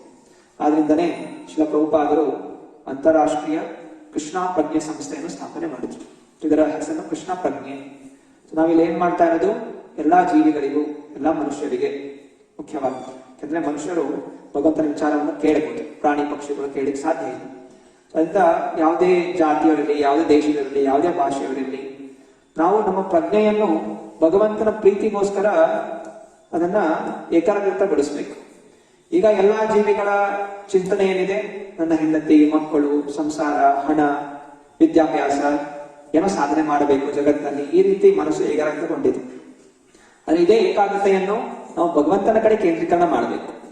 ಎಲ್ಲಿ ತನಕ ನಮ್ಮ ಈ ಪ್ರೀತಿಯುತ ಭಾವನೆಯನ್ನು ಸಾಂಸಾರಿಕ ವಸ್ತುಗಳಿಂದ ತೆಗೆದು ಭಗವಂತನ ಕಡೆಗೆ ತೆಗೆದು ಹಾಕೋದಿಲ್ಲ, ಅಲ್ಲಿ ತನಕ ಸಂಸಾರದಲ್ಲಿ ನಾವು ಪುನರಪಿ ಜನನ ಪುನರಪಿ ಮರಣ, ಮತ್ತೆ ಮತ್ತೆ ಹುಡ್ತೀವಿ, ಮತ್ತೆ ಮತ್ತೆ ಸಾಯ್ತೀವಿ ಬೇರೆ ಬೇರೆ ಜೀವಿಗಳ ಗರ್ಭದಲ್ಲಿ. ಎಷ್ಟೊಂದು ತರದ ಜೀವಿಗಳಿದೆ. ನಮ್ಮ ನಮ್ಮ ಆಸೆಗಳ ಅನುಸಾರ ಮತ್ತೆ ಮತ್ತೆ ನಮ್ಗೆ ಜನನದು ಆಗತ್ತೆ. ಯಾವಾಗ ನಮ್ಮ ಆಸೆಯನ್ನು ಕೃಷ್ಣ ಸೇವೆ ತೊಡಗಿಸ್ತೀವಿ, ನಮ್ಮ ಪ್ರಜ್ಞೆ ಭೌತಿಕ ಪ್ರಜ್ಞೆಯಿಂದ ಕೃಷ್ಣ ಪ್ರಜ್ಞೆಗೆ ಹೋಗುತ್ತೆ, ಅವಾಗ ನಾವು ಈ ಸಂಸಾರದಿಂದ ಬಿಡುಗಡೆ ಆಗಿ ನಾವು ವೈಕುಂಠ ಧಾಮಕ್ಕೆ ಹೋಗ್ತೀವಿ. ವೈಕುಂಠ ಧಾಮಕ್ಕೆ ಹೋದವರು ಮತ್ತೆ ಪುನಃ ಈ ಸಂಸಾರದಲ್ಲಿ ತೊಡಗೋದಿಲ್ಲ. ಭಗವಂತ ಹೇಳ್ತಾನೆ ಭಗವದ್ಗೀತೆಯಲ್ಲಿ, ಯದ್ಗತ್ವಾನ ನಿವರ್ತಂತೆ ತದ್ಧಾಮ ಪರಮಮ. ಕೆಲವೊಂದು ಪ್ರಶ್ನೆ ಬರ್ಬೋದು, ಹೋದ್ಮೇಲೆ ತಿರ್ಗಾ ವಾಪಸ್ ಬರ್ಬೋದಾ ಅಂತ. ಅದಕ್ಕೆ ಪ್ರಭುಪಾದ ಉದಾಹರಣೆ ಕೊಡ್ತಾರೆ. ಹೇಗೆ ಮಗು ಒಮ್ಮೊಮ್ಮೆ ಕರೆಂಟ್ ಹೋದಾಗ ದೀಪ ಬೆಳಗಿರ್ತಾರೆ, ಕ್ಯಾಂಡಲ್ ಹಚ್ಚಿರ್ತಾರೆ. ಆಗ ಮಗು ಅದರಿಂದ ಆಕರ್ಷಣೆ ಆಗಿ ಅದಕ್ಕೆ ಬೆರಳಿಡಕ್ಕೆ ಹೋಗುತ್ತೆ. ಒಂದ್ಸಲ ಬೆರಳಿಡುತ್ತೆ, ಬೆರಳಿಟ್ಟು ಯಾವ ಕೈ ಸುಟ್ಕೊಳ್ಳುತ್ತೆ, ಮತ್ತೆ ಅದಕ್ಕೆ ಎಚ್ಚರ ಆಗುತ್ತೆ, ನಾನು ಮತ್ತೆ ಪುನಃ ಬೆರಳಿಡಕ್ಕೆ ಹೋಗ್ಬಾರ್ದು ಅಂತ. ಹಾಗೆ ಜೀವಾತ್ಮ ಒಂದ್ಸಲ ಬಂದಿದೆ ಇಲ್ಲಿಗೆ, ಅದು ಎಷ್ಟು ಜನ್ಮಗಳಾಯಿತು ಗೊತ್ತಿಲ್ಲ, ಕೋಟ್ಯಾಂತರ ಜನ್ಮಗಳಾಗಿದೆ. ಆದ್ರೆ ಮತ್ತೆ ಪುನಃ ಜೀವಾತ್ಮ ತಿರ್ಗಾ ಭೌತಿಕ ಜಗತ್ತಿಗೆ ಬರಲಿಕ್ಕೆ ಪ್ರಯತ್ನ ಮಾಡೋದಿಲ್ಲ. ಆದ್ರಿಂದ ಹೀಗಾಗಿ ಮಾಡಿ ನಾವು ಭಗವಂತನ ಧಾಮಕ್ಕೆ ಮರಳಿ ಹೋಗ್ಬೇಕು. ಇಲ್ಲಿ ಇವತ್ತಿನ ಈ ಅಧ್ಯಾಯದಲ್ಲಿ ಎಷ್ಟೋ ಸ್ತ್ರೀಯರ ಬಗ್ಗೆ ಚರ್ಚೆ ಆಗ್ತಾ ಇದೆ. ಆದ್ರಿಂದ ಈಗ ನಾವು ಈ ಸಂಸಾರದಲ್ಲಿ ಇದ್ದೀವಿ. ಕೆಲವರು ಬ್ರಹ್ಮಚಾರಿಗಳಿದ್ದಾರೆ, ಕೆಲವರು ಗೃಹಸ್ಥರಿದ್ದಾರೆ.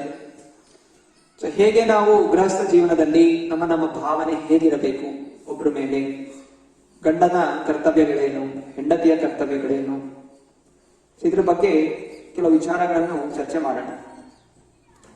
ಶಾಸ್ತ್ರಗಳು ಹೇಳಿರುವ ಹಾಗೆ ಒಂದು ಪುರುಷನ ಕರ್ತವ್ಯ ಅಥವಾ ಯಾವುದೇ ಎಲ್ಲ ಜೀವಿಗಳ ಕರ್ತವ್ಯ, ಅವರು ಹೇಗಾದ್ರೂ ಮಾಡಿ ಅವರು ಮರಳಿ ಭಗವಂತನ ಧಾಮಕ್ಕೆ ಹೋಗ್ಬೇಕು. ಇದು ನಮ್ಮ ಅಂತಿಮವಾದಂತಹ ಲಕ್ಷ್ಯ. ಸೊ ಈ ಲಕ್ಷ್ಯನ ಪ್ರಾಪ್ತಿಯಲ್ಲಿ ಹೋಗ್ತಾ ಕೆಲವರು ಗೃಹಸ್ಥ ಜೀವನ ಸ್ವೀಕಾರ ಮಾಡ್ತಾರೆ, ಕೆಲವರು ಬ್ರಹ್ಮಚಾರಿಗಳಾಗಿ ಇದ್ದು ಮುಂದೆ ಸನ್ಯಾಸಿಗಳಾಗಿ ಅವರು ಮರಳಿ ಭಗವಂತನ ಧಾಮಕ್ಕೆ ಹೋಗ್ತಾರೆ. ಗೃಹಸ್ಥ ಜೀವನದಲ್ಲಿ ಇರಬೇಕಾದ್ರೆ ಸಹಜವಾಗಿ ಗಂಡಿಗೆ ಹೆಂಡತಿ ಮೇಲೆ ಆಕರ್ಷಣೆ ಇರುತ್ತೆ, ಹೆಂಡತಿಗೆ ಗಂಡನ ಮೇಲೆ ಆಕರ್ಷಣೆ ಇರುತ್ತೆ, ಮತ್ತೆ ಅವರಿಂದ ಮಕ್ಕಳು ಉತ್ಪನ್ನ ಆಗುತ್ತೆ. ಸೊ ಮಕ್ಕಳ ಮೇಲೆ ಆಕರ್ಷಣೆ ಇರುತ್ತೆ. ಹಾಗಿದ್ರೆ ನಾವು ಹೇಗೆ ಈ ವಿಚಾರವನ್ನು ಗಮನಿಸಬೇಕು? ಅವರನ್ನ ಬಿಟ್ಬಿಟ್ಟು ನಾನು ಸಂಪೂರ್ಣವಾಗಿ ಭಗವಂತನ ಭಕ್ತಿಯಲ್ಲೇ ತೊಡಗಬೇಕಾ, ಅಥವಾ ಹೇಗೆ ನಾ ಇದನ್ನು ಎರಡನ್ನು ಬ್ಯಾಲೆನ್ಸ್ ಮಾಡ್ಕೋಬೇಕು? ಗೃಹಸ್ಥದಲ್ಲಿ ಜೀವನದಲ್ಲಿ ಇರುವಂತಹವರು ತಮ್ಮ ಆಧ್ಯಾತ್ಮಿಕ ಜೀವನದಲ್ಲಿ ಮುಂದುವರಿಲಿಕ್ಕೆ ಪ್ರಯತ್ನವನ್ನು ಮಾಡಬೇಕು. ನನ್ನ ಗೃಹಸ್ಥ ನಾನು ಮಾಡ್ಲಿಕ್ಕೆ ಆಗುದಿಲ್ಲ ಅಂತ ಹೇಳಕ್ಕಾಗುದಿಲ್ಲ, ಅಥವಾ ಸಂಪೂರ್ಣವಾಗಿ ಬಿಟ್ಟು ಬರ್ಲಿಕ್ಕೂ ಆಗುದಿಲ್ಲ. ಇರುವಂತಹ ಸಮಯದಲ್ಲೇ ಅವರು ಭಕ್ತಿಯನ್ನು ಮಾಡಬೇಕು ಹಾಗೂ ಗೃಹಸ್ಥ ಜೀವನ ಚಟುವಟಿಕೆಗಳನ್ನು ನಡೆಸಬೇಕು. ಇಲ್ಲಿ ಹೇಳ್ತಾ ಇದ್ದಾರೆ, ಹೆಣ್ಣು ಒಂದು ರೀತಿ ಮಕ್ಕಳಿದ್ದ ಹಾಗೆ, ತುಂಬಾ ಕೋಮಲವಾದಂಥವ್ರು. ಮಕ್ಕಳು ಕೋಮಲವಾಗಿರ್ತಾರೆ, ಸ್ತ್ರೀಯರು ಕೋಮಲವಾಗಿರ್ತಾರೆ. ಹಾಗೂ ಮುಖ್ಯವಾಗಿ ಒಂದು 4 ಗುಣಗಳನ್ನು ಹೇಳಲಾಗಿದೆ. ಒಂದು, ಸುಲಭವಾಗಿ ಅವರಿಗೆ ಮೋಸ ಮಾಡಬಹುದು. ಎರಡನೇದು, ಅದು ತುಂಬಾ ಭಾವಾತ್ಮಕವಾಗಿರ್ತಾರೆ. ಮೂರನೇದು, ತುಂಬಾ ಹಠ ಹಿಡಿತಾರೆ. ನಾಲ್ಕನೇದು, ಅವರು ತುರಂತವಾಗಿ ಆಕರ್ಷಿತರಾಗ್ತಾರೆ. ಸೊ ಮೊದಲನೇದು ಮೋಸ. ಹೇಗೆ ಮಕ್ಕಳಿಗೂ ಮೋಸ ಮಾಡ್ಬೋದು ಅಲ್ವಾ? ಮಕ್ಕಳಿಗೆ ಬಾ ನಿಮ್ಗೆ ಚಾಕ್ಲೇಟ್ ಕೊಡ್ತೀನಿ ಅಂತ ಹೇಳಿದ್ರೆ ಅವ್ರು ಯಾರ ಜೊತೆ ಹೊಟ್ಟೋಗ್ಬಿಡ್ತಾರೆ ಚಾಕ್ಲೇಟ್ ತೋರಿಸಿದ್ರೆ. ಹಾಗೆಯೇ ಹೆಣ್ಣು ಮಕ್ಕಳಿಗೆ ಯಾವಾಗ ಪುರುಷ ನಾನು ರಕ್ಷಣೆ ಮಾಡ್ತೀನಿ ಅನ್ನುವಂತಹ ಒಂದು ಹೇಗೋ ಮಾಡಿ ಅವಳಿಗೆ ಆ ಮನಸ್ಸಿಗೆ ಈ ಭಾವನೆ ಬರ್ಸಿದ್ರೆ ಆ ಹೆಣ್ಣು ಆ ಪುರುಷನ ಹಿಂದೆ ಹೊಟ್ಟೋಗ್ಬಿಡ್ತಾಳೆ. ಯಾಕಂದ್ರೆ ಹೆಣ್ಣಿಗೆ ಅವಳಿಗೆ ಒಂದು ಸಹಾಯ ಬೇಕು, ಒಂದು ಪುರುಷನ ಸಹಾಯ ಅನ್ನೋದು ಬೇಕು, ಒಬ್ಬಂಟಿಯಾಗಿರ್ಲಿಕ್ಕೆ ಸಾಧ್ಯ ಇಲ್ಲ. ಯಾರೋ ಈಗ ಮೋಸದಿಂದಲೂ ನಾನು ರಕ್ಷಣೆ ಮಾಡ್ತೀನಿ ಅನ್ನೋಂಥ ಭಾವನೆ ಅವಳಿಗೆ ತರಿಸಿದ್ರೆ ಅವಳು ಅವನ ಜೊತೆ ಹೊಟ್ಟೋಗ್ಬಿಡ್ತಾಳೆ. ಸುಲಭವಾಗಿ ಹೆಣ್ಣು ಮಕ್ಕಳನ್ನು ಮೋಸ ಮಾಡಬಹುದು. ಎರಡನೇದು, ತುಂಬಾ ಭಾವಾತ್ಮಿಕ. ಈಗ ಮಕ್ಕಳು ಹೇಗೆ ಏನೋ ಸಿಗಲಿಲ್ಲ ಅಂದ್ರೆ ಅಳಕ್ ಶುರು ಮಾಡ್ತಾರೆ, ಹಾಗೆ ಹೆಣ್ಣು ಮಕ್ಕಳು ಸಹ ಏನೋ ಒಂದು ಪಡಿಬೇಕು ಅಂತಿರುತ್ತೆ. ಅವರಿಗೆ ಸಿಗದೇ ಇದ್ದಾಗ ತುಂಬಾ ಭಾವುಕರಾಗ್ಬಿಡ್ತಾರೆ. ಅವರಿಗೆ ಸೀರೆ ಮತ್ತೆ ಚಿನ್ನ ಇದರಿಂದ ತುಂಬಾ ಆಸಕ್ತಿ ಜಾಸ್ತಿ, ಅದು ಸಂಬಂಧಗಳು ತುಂಬಾ ಆಸಕ್ತಿ ಜಾಸ್ತಿ. ಪುರುಷ ಏನೋ ಒಂದು ಕೆಲಸ ಮಾಡ್ಬೇಕಾದ್ರೆ ಅವನು ತುಂಬಾ ಬುದ್ಧಿವಂತಿಕೆ ಯೂಸ್ ಮಾಡ್ತಾರೆ. ಆದ್ರೆ ಹೆಣ್ಣು ಮಕ್ಕಳು ಭಾವನೆಗಳಿಂದ ಅವರು ನಿರ್ಧಾರಗಳನ್ನು ಅದರಿಂದ ಅನೇಕ ನಿರ್ಧಾರಗಳು ಹೆಣ್ಣುಮಕ್ಕಳ ಕೈಗೆ ನೀಡಲಾಗುವುದಿಲ್ಲ. ನಾಲ್ಕನೇದು, ಅವರಿಗೆ ಅವರನ್ನು ನೋಡದೆ ಎಲ್ಲರೂ ಆಕರ್ಷಿತರಾಗ್ತಾರೆ. ಹೇಗೆ ಮಕ್ಕಳು ನೋಡೋದನ್ನು ಎಲ್ರಿಗೂ ಆಕರ್ಷಣೆಯನ್ನು ಆಗತ್ತೆ, ಹಾಗೆ ಹೆಣ್ಮಕ್ಳು ನೋಡೋದನ್ನು ಎಲ್ರಿಗೂ ಆಕರ್ಷಣೆ ಅನ್ನೋದು ಆಗತ್ತೆ. ಮದುವೆ ಆಗದೆ ಇರಲಿ, ಆಗಿರೋನು ಇರಲಿ, ಅವನ ಹೆಂಡತಿ ಇದ್ರೇನು ಅವನು ಬೇರೆ ಹೆಣ್ಣು ಮಕ್ಕಳು ನೋಡಿದಾಗ ಆಕರ್ಷಣೆ ಅನ್ನೋದು ಅವನ ಮನಸ್ಸಲ್ಲಿ ಬರುತ್ತೆ. ಈ ಗುಣಗಳು ಮಕ್ಕಳು ಮತ್ತು ಹೆಣ್ಣು ಮಕ್ಕಳಲ್ಲಿ ಈ ಒಂದು ಗುಣಗಳು ಸಮಾನವಾಗಿ ಕಂಡು ಬರುತ್ತೆ. ಆದ್ರಿಂದ ಶಾಸ್ತ್ರ ಹೇಳುತ್ತೆ, ಯಾವಾಗಲೂ ಹೆಣ್ಣು ಮಕ್ಕಳು ರಕ್ಷಣೆಯಲ್ಲಿ ಇರಬೇಕು. ಬಾಲ್ಯದಲ್ಲಿ ತಂದೆ ತಾಯಿಯ ರಕ್ಷಣೆ ಇರ್ತಾರೆ, ಅನಂತರ ಮದುವೆ ಆದ್ಮೇಲೆ ಗಂಡನ ರಕ್ಷಣೆ ಇರ್ತಾರೆ, ಹಾಗೂ ವೃದ್ಧಾಪ್ಯದಲ್ಲಿ ಮಕ್ಕಳ ರಕ್ಷಣೆಯಲ್ಲಿ ಇರ್ತಾರೆ. ಯಾವತ್ತೂ ಹೆಣ್ಣು ಮಕ್ಕಳನ್ನು ಒಬ್ಬಂಟಿಯಾಗಿ ಬಿಡಬಾರದು, ಯಾವಾಗಲೂ ಅವಳು ರಕ್ಷಣೆಯಲ್ಲಿ ಇರಬೇಕು. ಮುಖ್ಯವಾಗಿ ಶಾಸ್ತ್ರ ಹೇಳುತ್ತೆ 5 ರೀತಿಯ ಜನರಿಗೆ ರಕ್ಷಣೆ ಕೊಡಬೇಕು ಅಂತ. ಒಂದು, ಬ್ರಾಹ್ಮಣರಿಗೆ, ಎರಡನೇದು ಮಕ್ಕಳಿಗೆ, ಮೂರನೇದು ಸ್ತ್ರೀಯರಿಗೆ, ನಾಲ್ಕನೇದು ಗೋವುಗಳಿಗೆ, ಹಾಗೂ 5ನೇದು ವೃದ್ಧರಿಗೆ. ಇವರೆಲ್ಲರಿಗೂ ರಕ್ಷಣೆ ಅನ್ನೋದು ವ್ಯಕ್ತಿಗಳು ಕೊಡಬೇಕು. ಬ್ರಾಹ್ಮಣರು ಭಗವಂತನ ಜ್ಞಾನವನ್ನು ನೀಡುವಂಥವರು, ಅದರ ರಕ್ಷಣೆ ಅನ್ನೋದು ಆಗಬೇಕು. ಆಕಳು ತಾಯಿಯ ಹಾಲಿನ ನಂತರ ಆ ವ್ಯಕ್ತಿ ಜೀವನ ಪರ್ಯಂತ ಆಕಳ ಹಾಲಿನಿಂದ ಬೆಳೀತಾರೆ, ಆದ್ರಿಂದ ಆಕಳ ರಕ್ಷಣೆ ಅನ್ನೋದು ಆಗಬೇಕು. ಹಾಗೂ ಭಗವಂತನಿಗೆ ಅದು ತುಂಬಾ ಪ್ರಿಯವಾದಂತಹ ಜೀವಿ, ಅದರಿಂದ ಆಕಳ ರಕ್ಷಣೆ ಆಗಬೇಕು. ಮೂರನೇದು ವೃದ್ಧರು ಮತ್ತು ಮಕ್ಕಳು. ಇವರು ತುಂಬಾ ಕೋಮಲವಾಗಿರುವಂಥವ್ರು, ನಾಜೂಕಾಗಿರುವಂಥವ್ರು, ಅದರಿಂದ ಅವರ ರಕ್ಷಣೆ ಆಗಬೇಕು. ಹಾಗೂ ಸ್ತ್ರೀಯರು, ಯಾಕಂದ್ರೆ ಅರ್ಜುನ ಇದೇ ಪ್ರಶ್ನೆಯನ್ನು ಕೇಳ್ತಾನೆ. ಯುದ್ಧ ಭೂಮಿಯಲ್ಲಿ ನಾವು ಯುದ್ಧ ಮಾಡಿದ್ರೆ ಎಷ್ಟೊಂದು ಜನ ಸಂಹಾರರಾಗ್ತಾರೆ, ಆಗ ಅವರ ಹೆಂಡತಿಯರೆಲ್ಲ ಏನಾಗ್ಬೇಕು? ಕುಲಕ್ಷಯೇ ಪುನಶ್ಯಂತಿ ಕುಲಧರ್ಮ ಸನಾತನಃ ಧರ್ಮನಷ್ಟೇ ಕುಲಂ ಕೃತ್ಸ್ನಂ ಅಧರ್ಮೋ ಅಭಿಭವತ್ಯುಥ. ಯಾವಾಗ ಸ್ತ್ರೀ ಒಬ್ಬಂಟಿ ಇರ್ತಾಳೆ, ಆವಾಗ ದುಷ್ಟ ಪುರುಷರು ಅವಳ ಸಂಘವನ್ನು ಮಾಡಿ ಕೆಟ್ಟ ಸಂತತಿಗೆ ಜನನವನ್ನು ನೀಡ್ತಾರೆ. ಇವತ್ತಿನ ದಿವಸ ಏನು ಒಂದು ವಿಚಾರ ನಡೀತಾ ಇದೆ, ಗಂಡು ಹೆಣ್ಣು ಇಬ್ಬರು ಸಮಾನ, ಇಬ್ಬರು ಸ್ವತಂತ್ರವಾಗಿ ಬಾಳಬೇಕು, ಅವಳು ದುಡಿಬೇಕು, ಅವಳು ಕೆಲಸ ಮಾಡ್ಕೋಬೇಕು, ಅವಳು ಜೀವನ ಅವಳು ನೋಡ್ಕೋಬೇಕು. ಇದೆಲ್ಲ ದುಷ್ಟ ಪುರುಷರ ಒಂದು ಚಿಂತನೆ. ಅನೇಕ ಸರ್ವೆಗಳು ಮಾಡಲಾಗಿತ್ತು ಅಮೆರಿಕದಲ್ಲಿ, ಯುರೋಪ್ಗಳಲ್ಲಿ. ಯಾರೆಲ್ಲ ಹೆಣ್ಣು ಮಕ್ಕಳು ಕೆಲಸಕ್ಕೆ ಹೋಗ್ತಾರೆ, ಸೊ ಹೇಗಿದೆ ನಿಮ್ಮ ಜೀವನ ಅಂತ ಚರ್ಚೆ ಮಾಡಿದಾಗ ಅಲ್ಲಿ ಅನೇಕ ಜನ ಹೆಣ್ಣು ಮಕ್ಕಳು ಹೇಳ್ತಾರೆ, ಅವರು ಎಲ್ಲಿ ಕೆಲಸ ಮಾಡ್ತಾರೆ ಅಲ್ಲಿರುವಂತಹ ಪುರುಷರಿಂದ ಬಲಾತ್ಕಾರ ಅನ್ನೋದು ಅವ್ರಿಗೆ ಅನುಭವ ಆಗಿದೆ. ಅವರ ಬಾಸ್ ಇರ್ಬೋದು, ಅವರ ಜೊತೆಯಲ್ಲಿ ಕೆಲಸ ಮಾಡೋರು ಇರ್ಬೋದು. ಇಂಥ ರೀತಿಯ ಈ ತರ ಒಂದು ಕೆಟ್ಟ ಒಂದು ಘಟನೆಗಳು ನಡೆದಿದೆ ಎಂದು ಹೇಳಿದ್ದಾರೆ. ಆದ್ರಿಂದ ದುಷ್ಟ ಜನರು ಇದಕ್ಕೆಲ್ಲ ಪ್ರೇರಣೆ ಕೊಡ್ತಾರೆ. ಇಂಡಿಪೆಂಡೆಂಟ್ ವುಮೆನ್, ಶಾಸ್ತ್ರ ಯಾವತ್ತೂ ಸ್ತ್ರೀಯರನ್ನು ಇಂಡಿಪೆಂಡೆಂಟ್ ಆಗಿರ್ಲಿಕ್ಕೆ ಬಿಡೋದಿಲ್ಲ. ಎಲ್ಲ ಜ್ಞಾನ ಕೊಡಬೇಕು, ಆತರ ಹೇಳ್ತಾ ಇಲ್ಲ ಅವರಿಗೆ ವಿದ್ಯಾಭ್ಯಾಸ ಕೊಡಬಾರ್ದು ಅಂತಿಲ್ಲ. ಎಲ್ಲಾ ರೀತಿಯ ಜ್ಞಾನ ನೀಡಲಾಗುತ್ತೆ. ಸ್ತ್ರೀಯರ ಒಂದು ಕರ್ತವ್ಯ ಇದೆ, ಮನೆಯನ್ನು ನೋಡ್ಕೋಬೇಕು, ಮಕ್ಕಳನ್ನು ನೋಡ್ಕೋಬೇಕು, ಸಂಸಾರವನ್ನು ನಡೆಸಬೇಕು, ತನ್ನ ಪತಿಗೆ ಜೊತೆಯಾಗಿ ಅವಳು ನಡಿಬೇಕು. ಏನೆಲ್ಲ ಕೆಲಸ ಮಾಡ್ತಾಳೆ ಪತಿ, ಅದಕ್ಕೆ ಸಹಾಯ ಮಾಡುವಂಥದ್ದು ಕೆಲಸ ಸ್ತ್ರೀಯರ ಕೆಲಸ. ಸೊ ಹೀಗೆ ಯಾವಾಗ ಇಬ್ಬರು ಜೊತೆಯಾಗಿ ಒಂದು ಮಾರ್ಗದಲ್ಲಿ ನಡೀತಾರೆ, ಅವರು ಜೀವನದಲ್ಲಿ ಕೃಷ್ಣ ಪ್ರಜ್ಞೆಯನ್ನು ಬೆಳೆಸ್ಕೋತಾರೆ. ಹೇಗೋ ಲಕ್ಷ್ಯ ಏನು, ನಾವು ಅಂತಿಮವಾಗಿ ಕೃಷ್ಣ ಪ್ರಜ್ಞೆ ಬೆಳೆಸ್ಕೊಂಡು ಭಗವಂತನ ಧಾಮಕ್ಕೆ ಹೋಗ್ಬೇಕು. ಆದ್ರಿಂದ ಶಾಸ್ತ್ರಗಳು ಹೇಳುವಂತಹದ್ದು, ಸ್ತ್ರೀಯರ ಕೆಲಸ ಏನು, ಪತಿ ಏನು ಕೆಲಸ ಮಾಡ್ತಾರೆ ಅದಕ್ಕೆ ಅವಳು ಸಹಾಯವನ್ನು ಮಾಡಬೇಕು. ವೈದೇಹ ರಾಜ ದುಹಿತರಿ, ಇಲ್ಲಿ ಶಾಸ್ತ್ರದಲ್ಲಿ ಒಂದು ಹೇಳ್ತಾರೆ ಹೇಗೆ, ವೈದೇಹಿ ಯಾರು? ವೈದೇಹಿ ಸೀತಾದೇವಿ, ವಿದೇಹರಾಜನ ಮಗಳು. ವಿದೇಹರಾಜನ ಮಗಳು, ಅವಳು ತುಂಬಾ ಶಕ್ತಿಶಾಲಿಯಾಗಿದ್ದಳು ಅಲ್ವಾ, ಸ್ವಯಂ ಲಕ್ಷ್ಮೀ ದೇವಿ. ಆದರೂ ಕೂಡ ಯಾವಾಗ ರಾಮಚಂದ್ರ ದೂರ ಆಗಿದ್ದ, ರಾವಣ ಅವಳನ್ನ ಅಪಹರಿಸ್ಕೊಂಡು ಹೋಗ್ಬಿಟ್ಟು. ಆದ್ರಿಂದ ಹೆಣ್ಣು ಮಗಳು ಎಷ್ಟೇ ಶಕ್ತಿಶಾಲಿಯಾಗಿರಲಿ, ವಿದ್ಯಾಭ್ಯಾಸದಲ್ಲಿ ಏನೇ ಇರಲಿ, ಅವಳನ್ನು ಒಬ್ಬಂಟಿ ಆಗ್ಬಿಟ್ರೆ ದುಷ್ಟ ಜನರು ಅವಳನ್ನು ಅಪಹರಿಸ್ತಾರೆ. ಆದ್ರಿಂದ ಯಾವತ್ತೂ ಸ್ತ್ರೀಯರನ್ನು ಏಕಾಂಗಿಯಾಗಿ ಬಿಡಬಾರದು. ಯಾವಾಗಲೂ ಅವಳಿಗೆ ರಕ್ಷಣೆ ಅನ್ನೋದು ನೀಡಬೇಕು. ಹಾಗೂ ಹೆಣ್ಣು ಮಕ್ಕಳಿಗೆ ಸನ್ಯಾಸ ಅನ್ನುವಂಥದ್ದು ನೀಡಲಾಗಿಲ್ಲ. ಹೆಣ್ಣು ಮಗಳು ಯಾವಾಗಲೂ ಗೃಹಸ್ಥ ಜೀವನದಲ್ಲೇ ಇರ್ತಾಳೆ. ಹಾಗೂ ಗೃಹಸ್ಥ ಜೀವನದಲ್ಲೇ ಅವಳು ಕೃಷ್ಣ ಪ್ರಜ್ಞೆಯನ್ನು ಬೆಳೆಸ್ಕೋಬೇಕು. ಅದೇ ಪುರುಷನಾದಂಥವನು ಯಾರು ಗೃಹಸ್ಥ ಜೀವನ ಸ್ವೀಕಾರ ಮಾಡಿಲ್ಲ, ಅವರು ನೇರವಾಗಿ ಭಕ್ತಿಯಲ್ಲಿ ಮುಂದುವರಿಯುತ್ತಾ ಅವರು ಸನ್ಯಾಸವನ್ನು ಸ್ವೀಕಾರ ಮಾಡಬಹುದು. ಆದರೆ ಹೆಣ್ಣು ಮಕ್ಕಳಿಗೆ ಯಾವತ್ತೂ ಸನ್ಯಾಸವನ್ನು ನೀಡಲಾಗುವುದಿಲ್ಲ. ಯಾಕಂತ ಹೇಳಿದ್ರೆ ಒಬ್ಬಂಟಿಯ ಜೀವನ ಆ ಸ್ತ್ರೀ ಅನ್ನುವಂಥ ದೇಹದಲ್ಲಿ ಅದು ಯೋಗ್ಯವಲ್ಲ. ಇಲ್ಲಿ ಭೇದ ಭಾವ ಮಾಡ್ತಾ ಇರುವಂತಹದ್ದು ನಮಗೆ ಸಿಕ್ಕಿರುವಂತಹ ಒಂದು ಶರೀರದಿಂದ. ಎಲ್ಲರಲ್ಲೂ ಜೀವಾತ್ಮ ನಾವು ಯಾರು ಪುರುಷರೋ ಸ್ತ್ರೀಯರೋ ನಮಗೆ ಗೊತ್ತಿಲ್ಲ. ನಿಜವಾದ ನಮ್ಮ ಸ್ವರೂಪ ಏನಿದೆ ನಮಗೆ ಗೊತ್ತಿಲ್ಲ. ಸಕಲ ಜಗತ್ತಿಗೆ ಒಬ್ಬನೇ ಪುರುಷ, ಅವನು ಕೃಷ್ಣ. ಗೋವಿಂದಂ ಆದಿಪುರುಷಂ ತಮಹಂ ಭಜಾಮಿ. ಇದೆಲ್ಲ ಏನು, ಎಲ್ಲ ಜೀವಿಗಳು ಪ್ರಕೃತಿಯ ಕೆಲಸ ಏನು, ಪುರುಷನ ಸೇವೆಯಲ್ಲಿರುವಂತಹದ್ದು. ಅದರಿಂದ ಈ ಜನ್ಮದಲ್ಲಿ ನಾವು ಪುರುಷ ದೇಹ ಪಡೆದಿರ್ಬೋದು. ಆದರೆ ಹಿಂದಿನ ಜನ್ಮದಲ್ಲಿ ನಾವು ಪುರುಷರಾಗಿದ್ದು, ಸ್ತ್ರೀ ಆಗಿದ್ದು, ಅಥವಾ ಮುಂದಿನ ಜನ್ಮದಲ್ಲಿ ಏನಾಗ್ತೀವಿ ನಮಗೆ ಗೊತ್ತಿಲ್ಲ.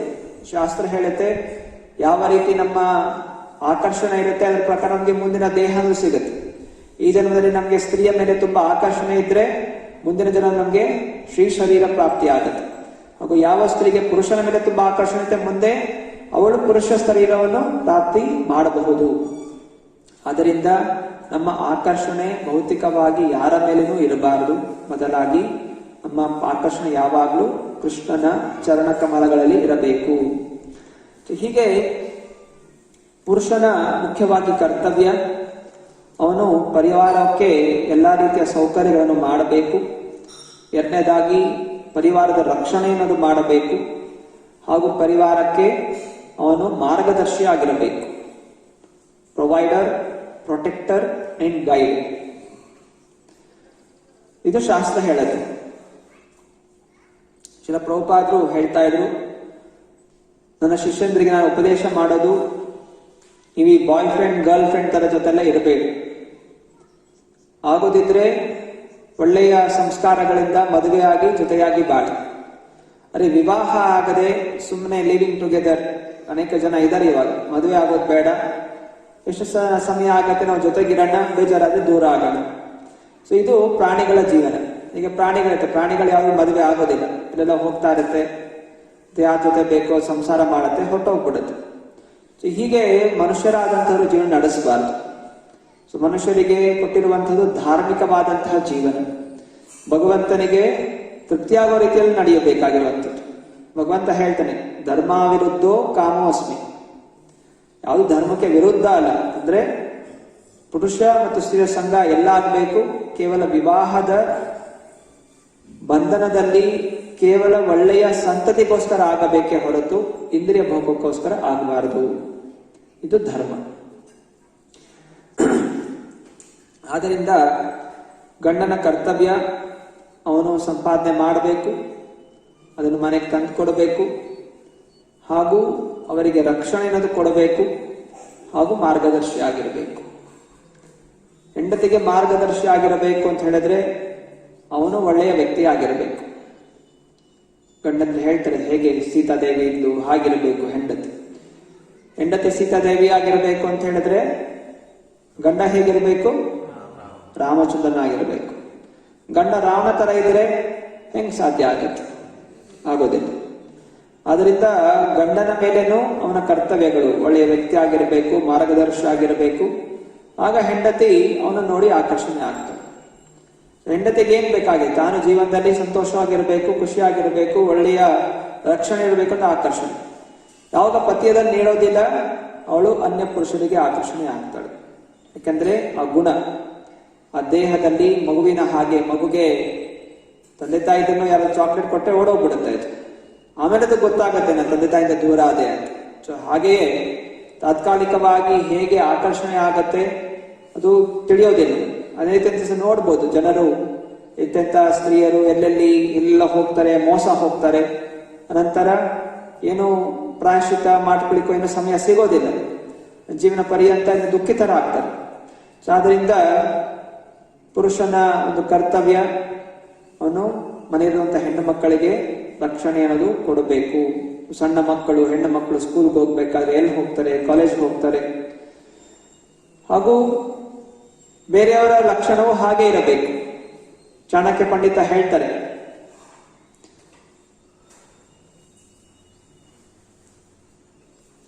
ಪರದ್ರವ್ಯೇಶು ಶ್ಲೋಕ ಯಾವ್ದಿದೆ ಜ್ಞಾಪಕ ಇದೆಯಾ? ಮಾತೃವತ್ ಪರದಾರೇಶು ಪರದ್ರವ್ಯೇಶು ಲೋಷ್ಟವತ್ ಆತ್ಮವತ್ ಸರ್ವಭೂತೇಶು ಯಹ ಪಶ್ಯತಿ ಸಹ ಪಂಡಿತ. ಸೊ ಒಳ್ಳೆ ಜೆಂಟಲ್ಮನ್ ಯಾರು? ಮಾತೃವತ್ ಸರ್ವಭೂತೇಶು ಅಲ್ಲ, ಮಾತೃವತ್ ಪರದಾರೇಶು, ಬೇರೆಯವರ ಸ್ತ್ರೀಯರನ್ನು ತಾಯಿಯಾಗಿ ನೋಡಬೇಕು. ಮಾತೃವತ್ ಪರದಾರೇಶು ಪರದ್ರವ್ಯೇಶು ಲೋಷ್ಟವತ್, ಬೇರೆಯವರ ಸಂಪತ್ತನ್ನು ಏನು ವಸ್ತುಗಳನ್ನು ಕಸದ ಹಾಗೆ ನೋಡಬೇಕು. ಕಸಕ್ಕೆ ನಾವೇನು ಪ್ರಾಮುಖ್ಯತೆ ಕೊಡೋದಿಲ್ಲ, ಅದರಿಂದ ಬೇರೆಯವರ ವಸ್ತುಗಳಿಗೆ ನಾವು ಆಕರ್ಷಿತರಾಗಬಾರ್ದು.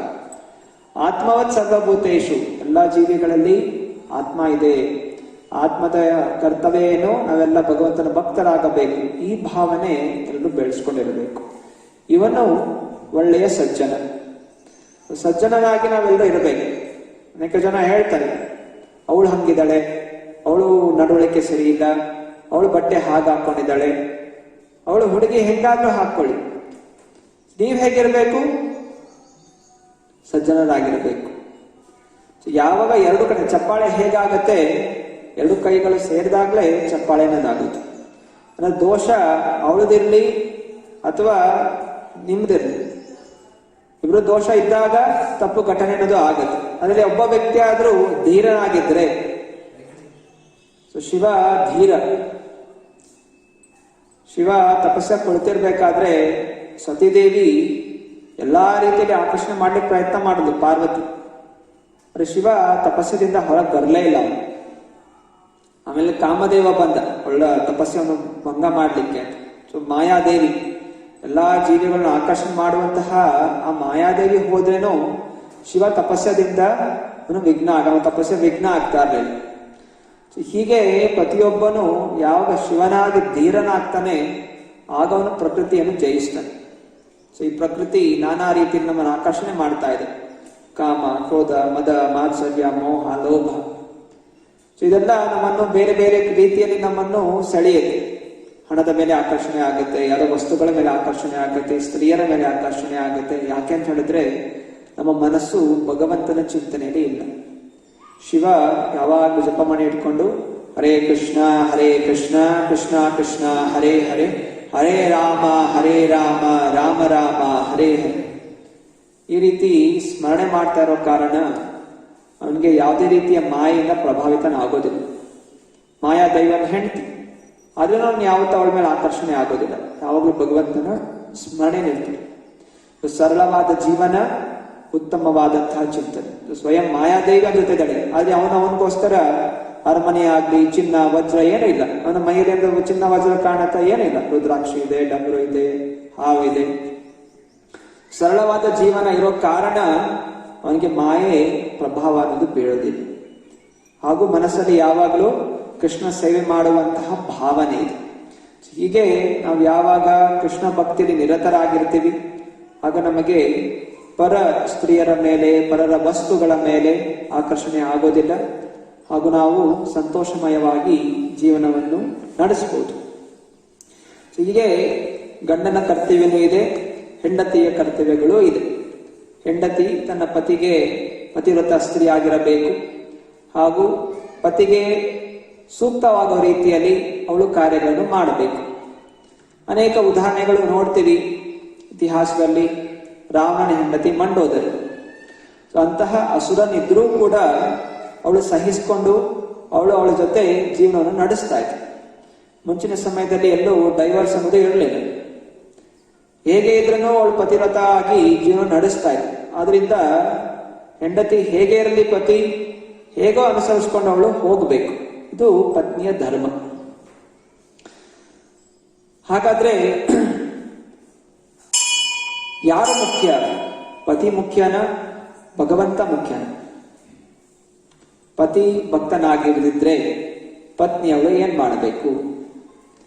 ಪತಿ ಭಕ್ತನಾಗಿದ್ರೆ ಸರಿ, ಪತ್ನಿಯು ಅಂತಹ ಪತಿಯ ಸೇವೆಯನ್ನು ಮಾಡೋದ್ರಿಂದ ಅವಳು ಮೋಕ್ಷವನ್ನು ಪಡಿತಾ ಇದ್ದೀನಿ. ಪ್ರಭುಪಾದ ಹೇಳ್ತಾ ಇದ್ದಾರೆ, ಪ್ರತ್ಯೇಕವಾಗಿ ಹೆಂಡತಿಗೆ ಬೇರೆ ಕೆಲಸ ಮಾಡುವಂತ ಆಕರ್ಷಣೆ ಇಲ್ಲ, ಅವಶ್ಯಕತೆ ಇಲ್ಲ. ಯಾರು ಭಗವಂತನ ಭಕ್ತನಾಗಿರ್ತಾನೆ ಅಂತಹ ಪತಿಯ ಸೇವೆಯನ್ನು ಮಾಡೋದ್ರಿಂದ ಆ ಪುಣ್ಯವು ಅವಳಿಗೂ ಸಿಗುತ್ತೆ. ಹಾಗೂ ಪತಿ ಮೋಕ್ಷವನ್ನು ಪಡೆದಾಗ ಹೆಂಡತಿಯು ಮೋಕ್ಷವನ್ನು ಪಡಿತಾಳೆ, ಅವನ ಸೇವೆಯನ್ನು ಚೆನ್ನಾಗಿ ಮಾಡಿದ್ರೆ. ಅರೆ ಪತಿ ಭಕ್ತನಾಗದಿದ್ರೆ ಏನನ್ನು ಮಾಡಬೇಕು?